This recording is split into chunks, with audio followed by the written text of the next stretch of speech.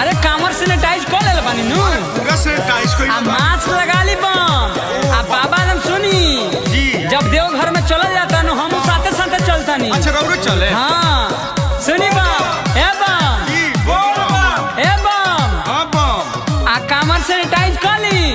Mask लगा दिया बेरी बेरी रहुआ सैनिटाइज करत रहम कामर आ बिना सैनिटाइज कइले जल मत चढ़ाएम आ सोशल डिस्टेंस के पालन करम बम। हां ये खा बोल बम जय श्री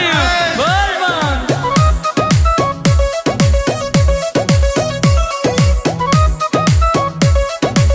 सोशल डिस्टेंस में बम रह के जल चढ़ाई हो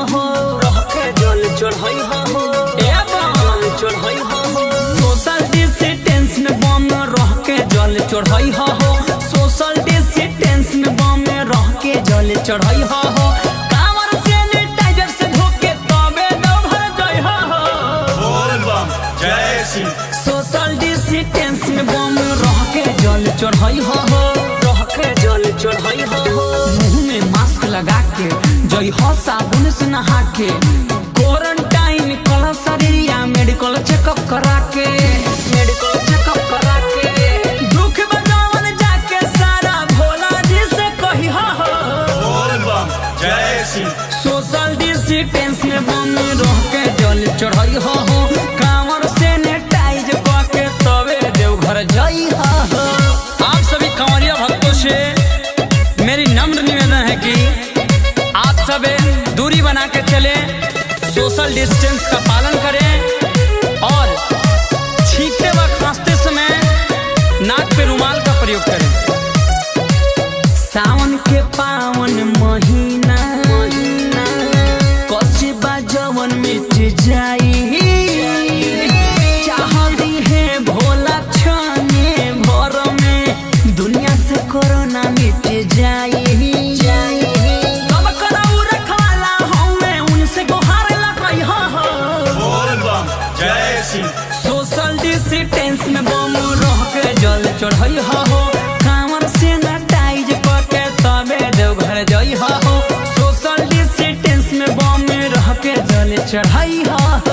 के जल चढ़ाई हो। बोल बम जय श्री बोल बम जय श्री बोल बम जय श्री सोशल डिस्टेंस में बम सोशल डिस्टेंस में बम रह के जल चढ़ाई हो रह के जल चढ़ाई हो। बोल बम जय श्री बोल बम जय श्री बोल बम जय श्री बोल बम जय श्री दानव के रूप में आई बावे धरती पकाल हो